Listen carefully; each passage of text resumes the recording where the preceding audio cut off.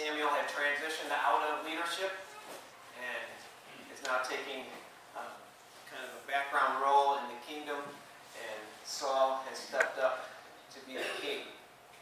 And Samuel's challenge to the people and to the king were to stay faithful to the Lord, to not turn away from the Lord, but to stay faithful to him and not turn away to other idols. And that's where Samuel leads them. And we'll pick it up in chapter 13. We'll read verses 1 through 7. Saul was 30 years old when he became king, and he reigned over Israel for 42 years. Saul chose 3,000 men from Israel. 2,000 were with him at Michmash in the hill country of Bethel, and 1,000 were with Jonathan at Gibeah in Benjamin. The rest of the men he sent to their homes.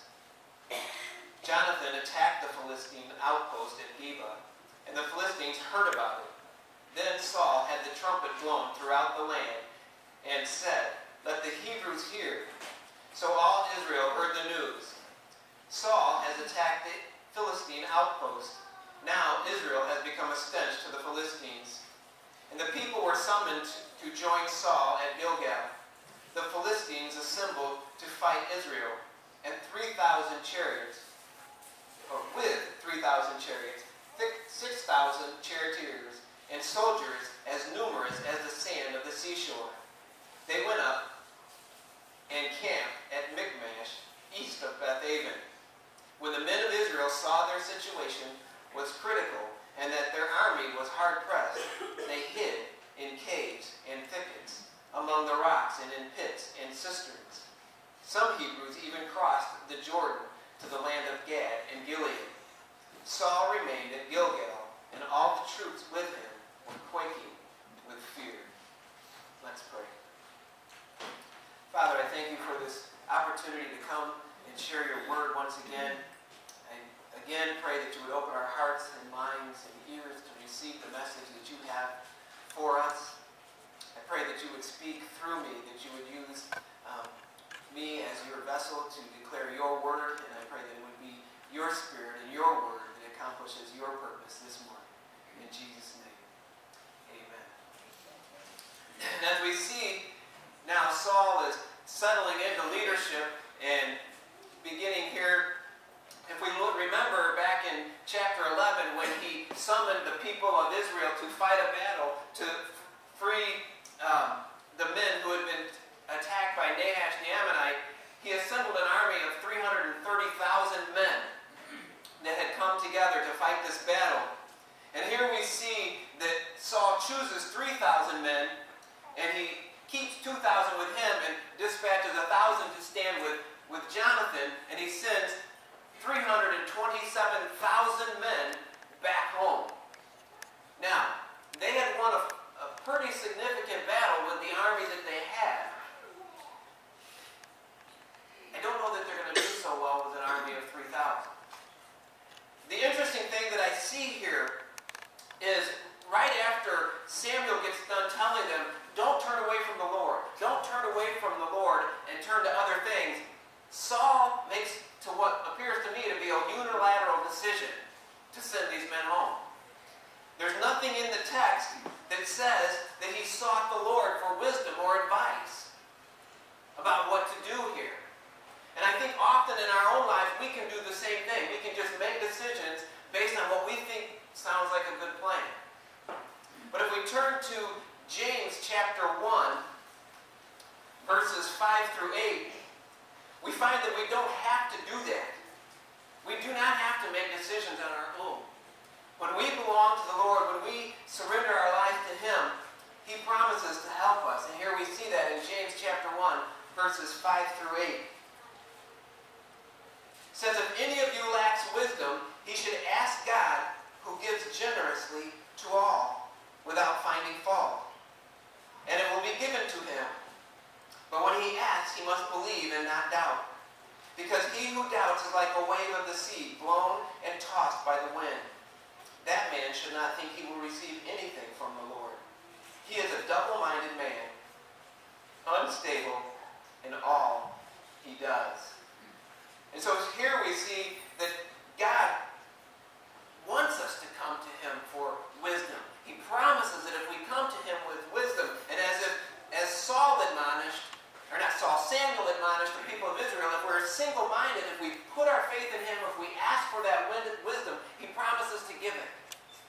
But if we're double-minded, if we're thinking, well, maybe I'll do it God's way, maybe I'll do it my way, maybe He'll help me, maybe He won't, God's not going to give us that wisdom. But when we come to Him and we say, God, I don't know what to do in this situation, I need your help, I need your guidance, I need your wisdom. Saul did not do that. Saul sent 327,000 armed men back home. Interesting, what happens next in verse 3, Jonathan looks around and he sees that there's an enemy present. Jonathan attacked the Philistine outpost at Geba. And as I read that, I'm just like, oh, wait a minute. The Philistines? Does anybody remember hearing about the Philistines recently in our series? If you go back kind of almost to the beginning of our time within Samuel in chapter 7, we remember the Philistines and what they did in that situation. Chapter 7, verses 10 and 11 talks a little bit about the Philistines. It says, while Samuel was sacrificing the burnt offering, the Philistines drew near to engage Israel in battle. But that day the Lord thundered with loud thunder against the Philistines and threw them into such a panic that they were routed before the Israelites. The men of Israel rushed out of Mizpah and pursued the Philistines, slaughtered them along the way to a point below Beth-Kar. So the question I have to ask is, if the Philistines were defeated in chapter 7, why are they still around in chapter 13? One of the things that we have to know and understand is that they weren't completely defeated. They were not completely wiped out. There was a remnant of the Philistines left at that point. And indicative of what happens in our own life, we have an enemy. He has been defeated on the cross, but he hasn't been completely removed from the scene yet. He's still around. He's still going to attack. He's still going to wreak havoc. And we can think that we have an area in our life, oh, we got that. I have the enemy defeated. He's not going to bother me anymore. And then we're left off guard because we're not aware of the fact that the enemy is still around. We have to realize that we cannot get comfortable in the victories that we win. Yes, we can have victory, and yes, we can build on those victories, but don't be fooled into thinking that the enemy is just going to leave us alone. That he's just going to say, oh, well, you know, there they are, they've attacked me, I'm just going to step away. But we have to be aware that the enemy is still around, that he will come back. It was interesting here, too, that what I saw was that Jonathan did not wait for the enemy to attack him. He looked around and he said, wait, here's this enemy that we've defeated before, the Philistines, here they are. I need to get rid of that enemy. That enemy is coming against our nation. That enemy is coming against our God. I'm not going to stand for it. I'm going to make an effort. I'm going to attack first. And as I've said before, and as you've heard, and it's a very famous saying, the best defense is a good offense. And to go on the attack. And sometimes in our own lives, we have to go on the attack. We have to look around and see, where is the enemy encroaching upon our life? Where is he taking ground in our life? And push back against that. Last week in our message, I mentioned several things that can be idols in our own lives. And we have to take a look at that and say, is the enemy pushing in? Is he drawing close? And let's push back against it instead of seeing how close to the culture or how close to him and his ways we can get. We have to do whatever it takes to push the enemy out of our lives. As we can see in Matthew chapter 5, if we would turn there, Matthew chapter 5, verses 27 through 30. Jesus talks about the drastic measures that we go through when we see a problem. Matthew Matthew chapter 5, verses 27 through 30. You have heard that it was said, do not commit adultery. But I tell you that anyone who looks at a woman lustfully has already committed adultery with her in his heart. If your right eye causes you to sin, gouge it out and throw it away. It is better for you to lose part of your body than for your whole body to be thrown into hell. And if your right hand causes you to sin, cut it off and throw it away. It is better for you to lose one part of your body than for your whole body to be thrown into hell. And as we look at our lives, if we see anything that's taken over in our lives, anything that's taken precedence over the Lord, what the Lord is saying here, what Jesus is saying, he's using hyperbole, he's using exaggeration to say that we need to be drastic and do whatever it takes. If we would read that in the modern vernacular, we might read in verse 29, if your iPhone causes you to sin, throw it away. It is better for you to lose your iPhone than for your whole body to be thrown into hell. And in verse 30, if your cable TV causes you to sin, cut it off and throw it away. It is better for you not to have TV than for your whole body to be thrown into hell. We have to look at the things that we're allowing into our lives, the things that we're allowing to take precedence over the Lord, and if those things are causing us to be drawn away, we need to take action. And I'll just be honest with you right now, I don't know how much you pay attention to Facebook, and you may have noticed that I'm not on Facebook as much as I used to be. And I'm right now wrestling with whether I need to cut that thing off or not. Because it's a distraction to me. It's a good communication tool, but there's so many things posted on there, and this thing leads to this thing, and this is an interesting article, and I want to read this, and oh wow, did you see who's doing such and such, and blah, blah, blah, and next thing I know, an hour or 2 hours has been wasted of me sitting in front of Facebook. So I'm throttling that thing back. It's a problem for me. Another problem comes in, oh, this is an interesting article, but when you click on that article, all the ads and the other articles that they suggest around it, about 50% of them are sexually explicit. As much as they can be for Facebook. And that's a problem for me. And I need to cut that thing off. I cannot afford to be drawn away by those things. The enemy seeks to kill, steal, and destroy. I don't know if anybody else has ever said this, but I've got a saying about Facebook. I think it's the gateway drug to the internet.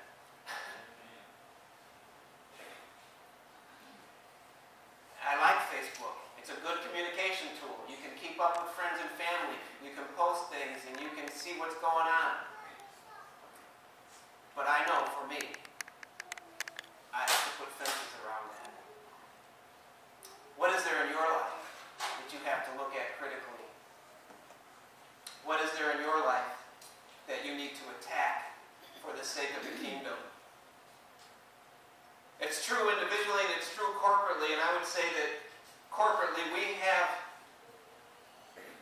made an attack on one thing that's going on in our culture, and that is gender confusion, feminism, and the effeminizing of men. And all in the news is Mr. Bruce Jenner. Yes, funny. Mr. Bruce Jenner. No, sorry. And I would have to say, there's all this talk about Bruce Jenner becoming a woman. Guess what? He cannot change his DNA. And a lot of you are old enough to remember the old Volkswagen Bugs, the one where you could take the body off of the chassis. You could just literally, you could drive that chassis down the road. It's a self-independent chassis that you could drive. It's self-contained. And because of that, a lot of other things were put on top of that. Other car body styles were put on top of that. And my brother used to subscribe to Kit Car magazine because he had dreams of doing such a thing. And one of the kits was an AC Cobra. And I don't know if you're familiar with what an AC Cobra is. An AC Cobra is a 1,500-pound car that has a 700 horsepower engine.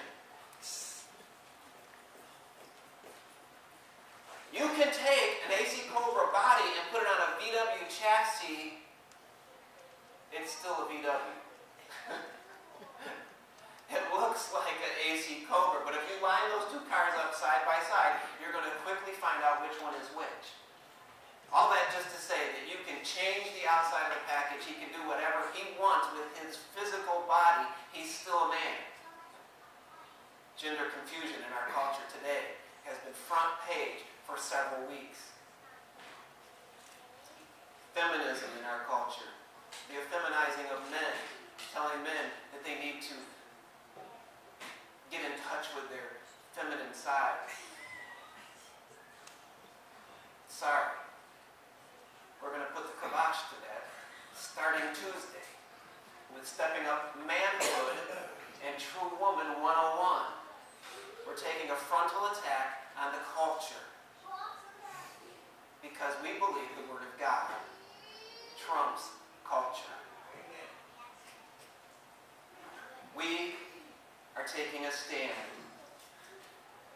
You read on in verse 3, it says that Jonathan attacked the Philistine outpost, and the Philistines heard about it. You think? Yeah. You're not just going to go out and attack some nation and the rest of the nation not find out about it. And likewise, when we take a frontal attack against the enemy, he's going to know. He's going to know that we're attacking his territory. And he's not going to take it lightly.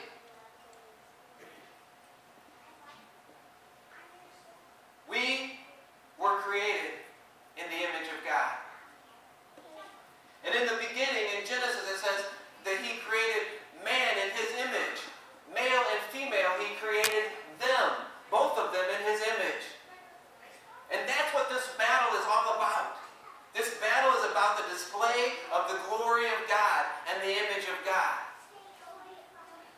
And when we take a stand to say that we identify with what God says, the enemy is going to get flustered. The next thing that happened after the enemy was attacked and the enemy heard about it, then Saul had the trumpet blown throughout the land and said, "Let the Hebrews hear." This is kind of familiar when we look back in chapter 11, verses 6 and following. There was also a call to battle. But I want to notice a little bit of a difference.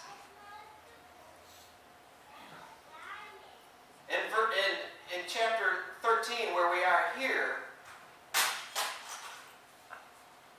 after they heard about it, Saul had the trumpet blown throughout the land and said, "Let the Hebrews hear." So all that Israel heard the news, Saul has attacked the Philistine outpost, and now Israel has become a stench to the Philistines, and the people were summoned to join Saul at Gilgal. Now if we flip back over to chapter 11, verses 6 and following, when Saul heard their words, the Spirit of God came upon him in power,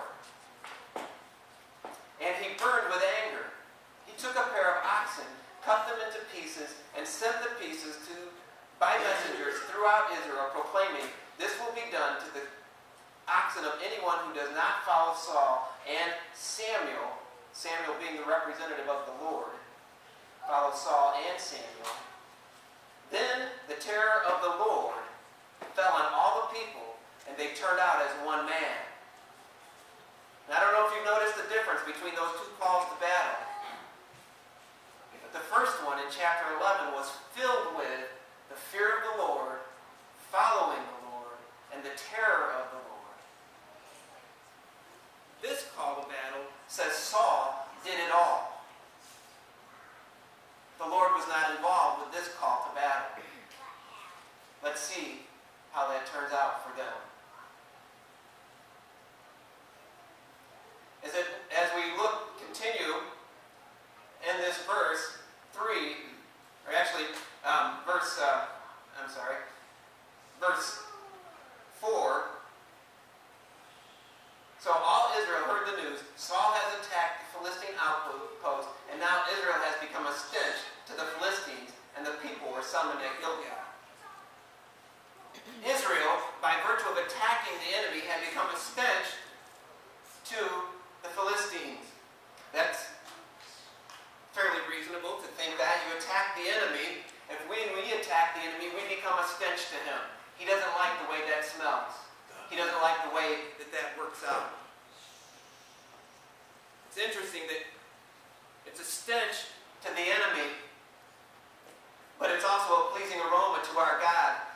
In one of my earlier messages, I spent the entire time speaking about the fact that our prayers are a fragrant aroma, an incense to the Lord, and we find that in Revelation 5 and 8, and you don't have to look there right now, but we find out that our prayers are a pleasing aroma to the Lord.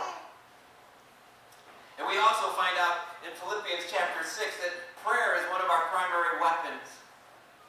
And when we use prayer to attack the enemy, we become a stench to him.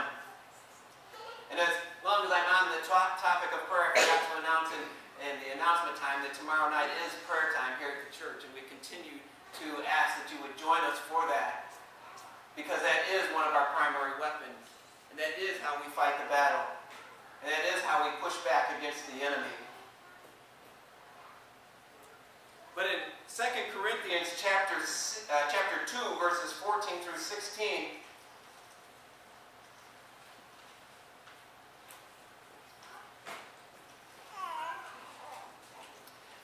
2 Corinthians 2, 14 through 16, we hear about aroma. It says, "But thanks be to God, who always leads us in triumphal procession in Christ, and through us spreads everywhere the fragrance of the knowledge of Him.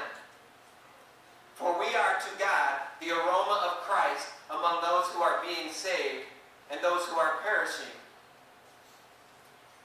To the one, we are the smell of death. To the other, the fragrance of life."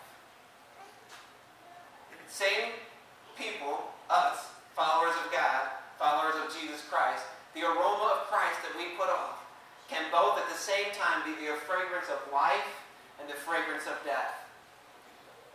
By virtue of the way we live our lives, we put off the aroma of Christ. Some people will love that smell. Some people will hate that smell. It is by virtue of the fact that some are being saved and some are being lost. Now, just to bring home the reality of the fact that one aroma can have two different effects, how many people here love the smell of coffee? Are there any people here that can't stand the smell of coffee? I'm not as bad as I used to be. It used to make me ill, give me a headache, and almost turn my stomach. But after years of working in several different restaurants, I kind of became a little bit immune to it. But before I became immune to it, back in the days when I was still very violently opposed to the smell of coffee, I walked into our dorm one night, and I smelled the strong smell of coffee just wafting out of our dorm. I'm just like, oh man, I can't stand that smell. It's gross. And I just walked down the hall and I'm just thinking, it's going to make me ill. I'm not going to be able to sleep. And I got closer and closer to my room, and I opened my door, and there sits my roommate at his desk, and he looks up at me with this giant smile. He must not have known that I couldn't stand. And he looks at me, he said, "I got us a coffee maker."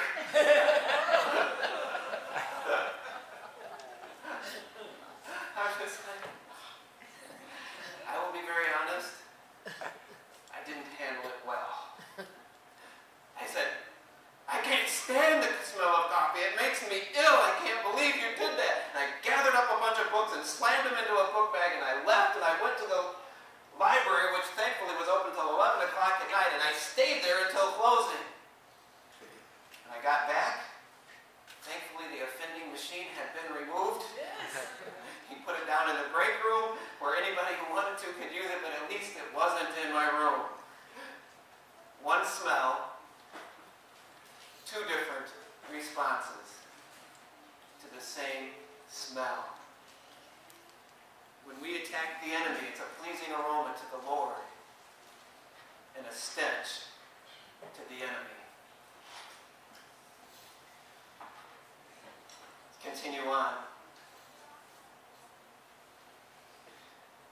When we do attack the enemy, as I said earlier, we can't expect him to just say, oh, well, they're attacking me. I guess I'll just leave.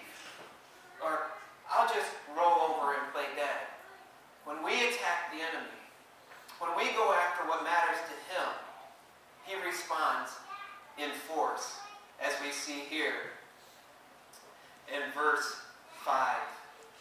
The Philistines assembled to fight Israel with 3,000 chariots and 6,000 charioteers and soldiers as numerous as the sand of the seashore.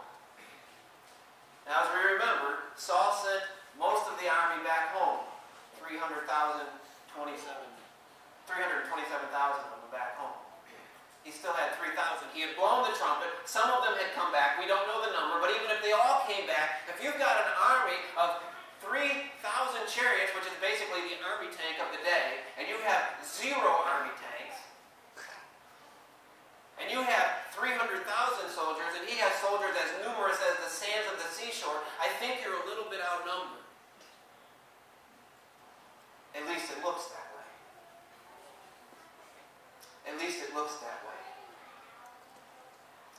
And in specific application to the fact that we have taken a frontal attack against the culture in this day and age, be prepared that when it comes time to attend Stepping Up Manhood or True Woman 101, the enemy is going to try to make sure that you are not there. He doesn't want you to hear the truth about what it means to be created in the image of God and how that plays out as a man and how that plays out as a woman. He doesn't want you to hear that truth. Period. He will give you reasons, excuses, and other things to not be here. Don't let him win.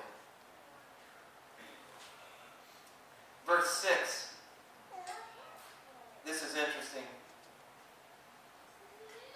When the men of Israel saw their situation and that their army was hard pressed, stop there. Where are they looking? Where are they looking? Where is their focus? Their focus is on their problem and themselves. When the men of Israel saw that their situation was hopeless and that their army was hard-pressed, they were looking at themselves, how quickly they had forgotten their own history. Going back to Genesis, Abraham, with 313 men, defeat 4 united kings who had just finished defeating 5 kings.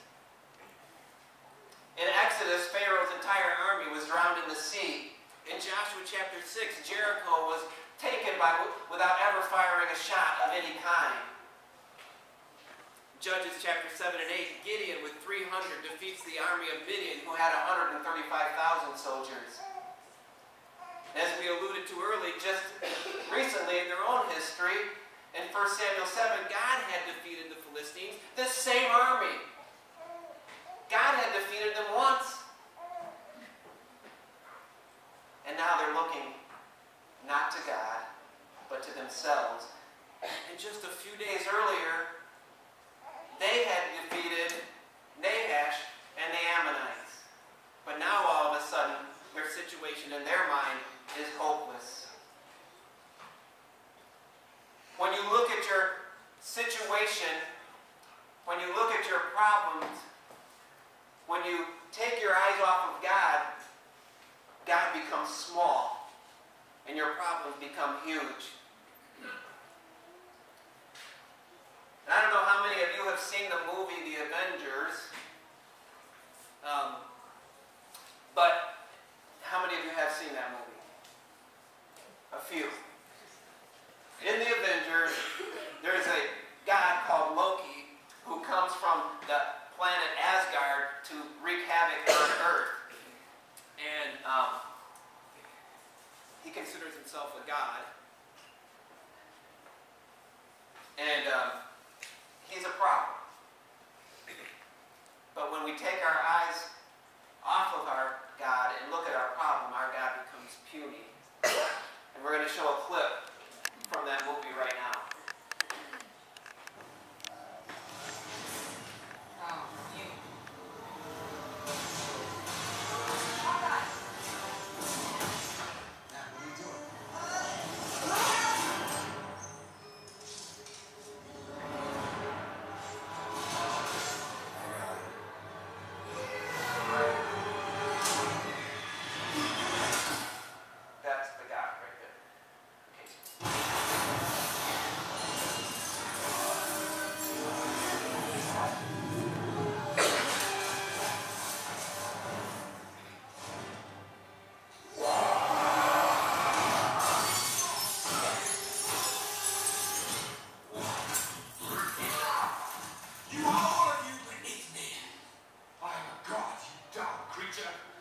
I'll not be bullied by that.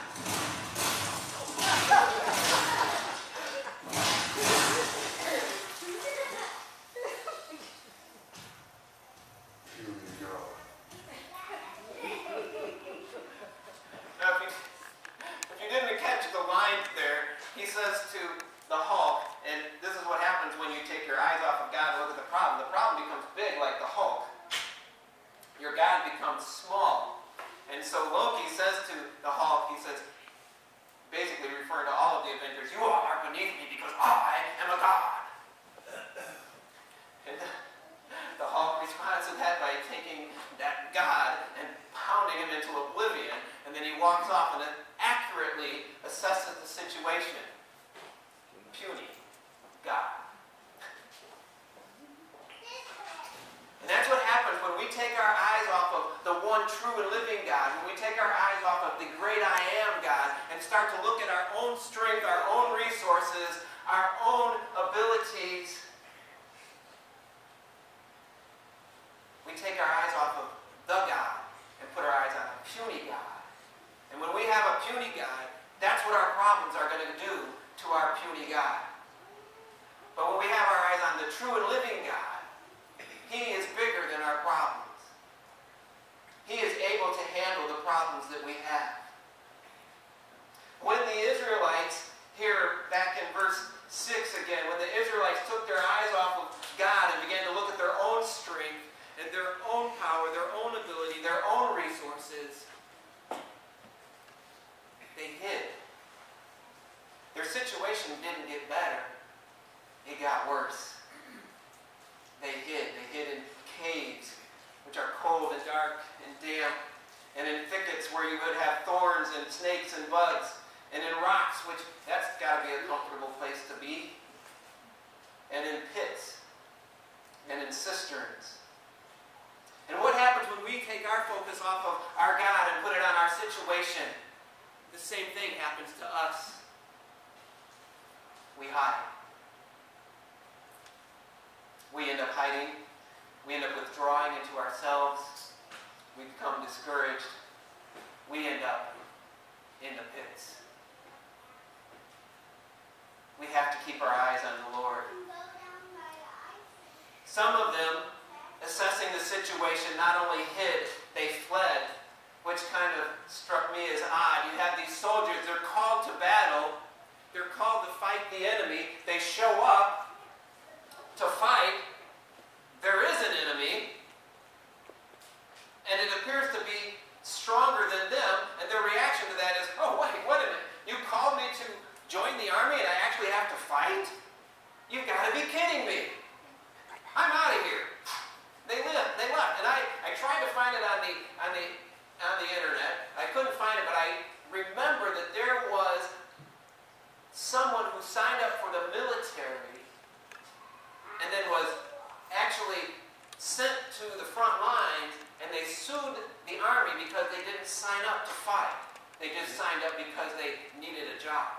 And I didn't know I was going to be actually called to go to the front lines. I was going to go into battle.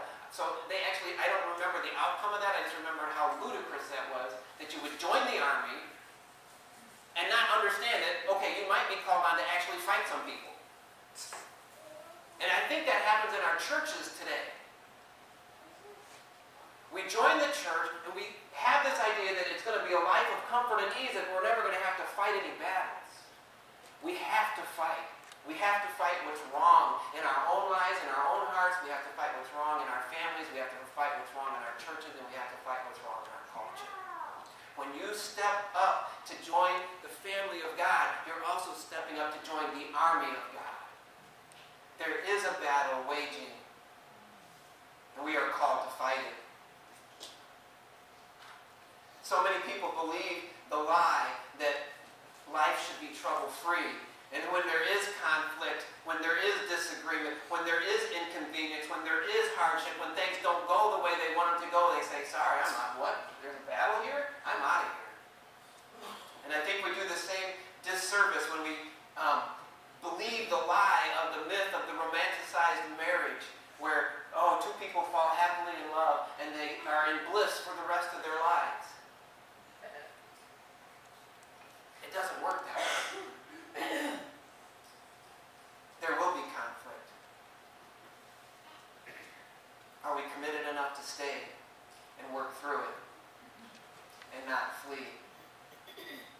In families, there will be hard times. Are we committed to stay?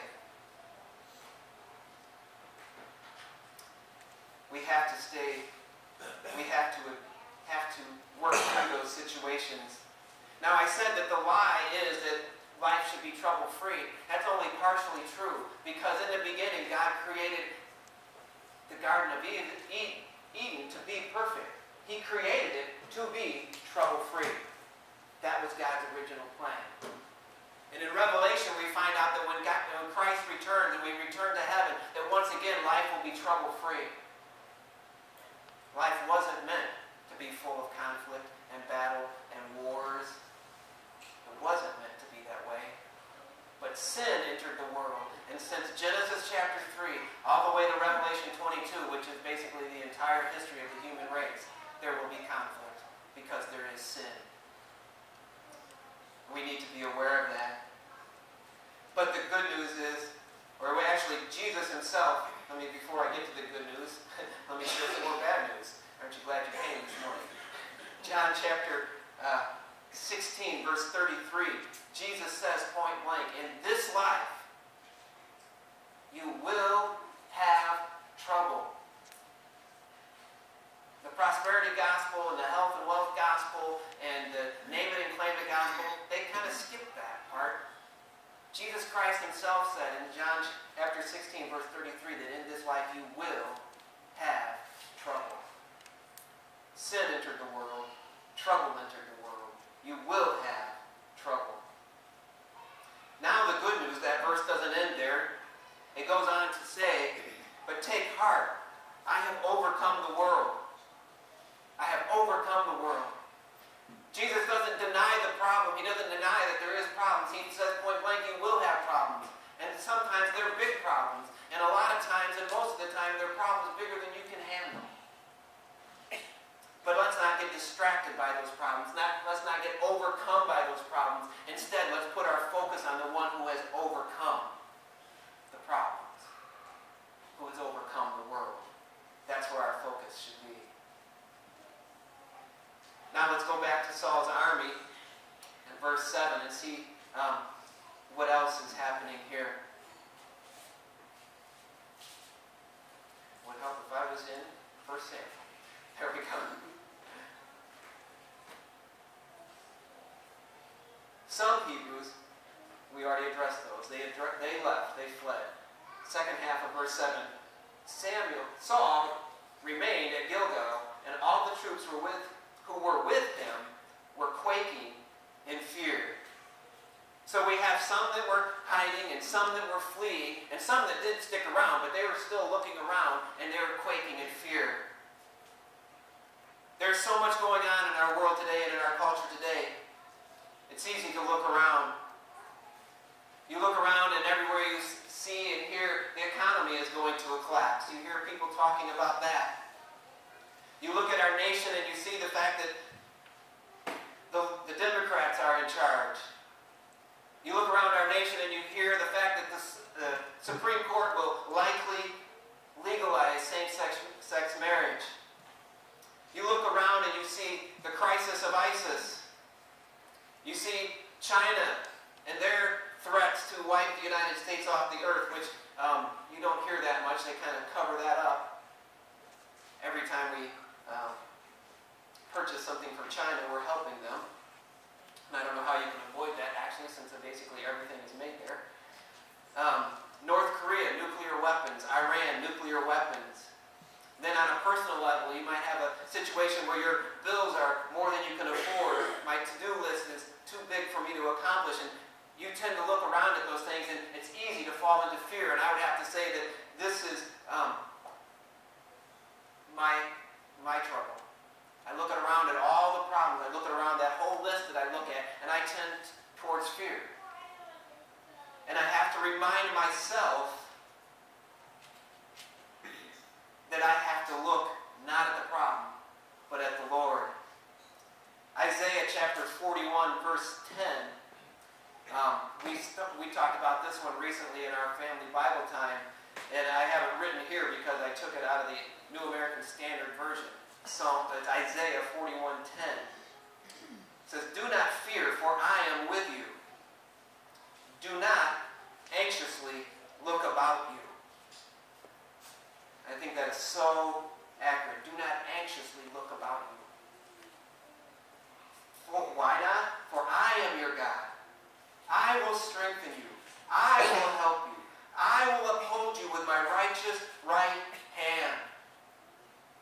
And I would have to ask the question, why did Saul's army respond in this way? Why did they hide? Why did they flee? And why were they quaking in fear? And it's what I pointed out earlier when I took us back to chapter 11. The first call of battle, it was all about the fear of the Lord and about serving the Lord and following the Lord. In this call of battle, there was none of that. There was none of that. Saul was not pointing his men to the God who was bigger than their enemy. Saul and his men were looking at the enemy and not their God.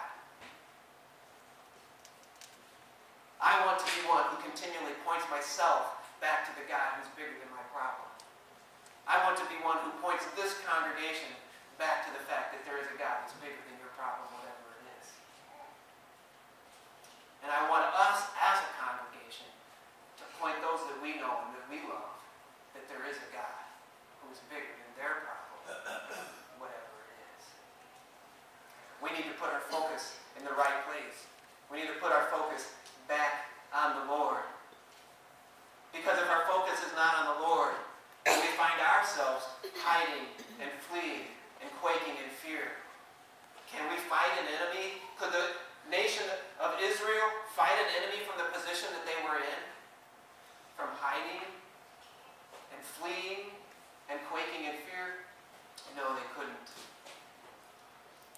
We need to stop looking anxiously about and look to our God, the one who, as in John 16:33, it said, has overcome the world. We need to stop looking at our problems. We need to look at the God who is with us, who will strengthen us, who will help us, and who will uphold us with his righteous right hand. There may be problems in your life right now that you're looking at. And from where you stand, they seem too big, too insurmountable. It seems like the only thing to do is to hide or flee or quake in fear. But we have to remember that when we focus on God, our problems become small. But when we focus on our problems, God becomes small. Keep our eyes on God. Keep our eyes on the one who has overcome those fears, that has overcome those problems. If you haven't yet given yourself to the Lord, if you haven't yet crossed over from the army of the enemy to the army of our Savior, then come this time as we sing our invitation. And if you have a problem in your life right now that is overwhelming you, it seems insurmountable, again, come this morning. The elders and I, we will be happy to pray for you. Our invitation hymn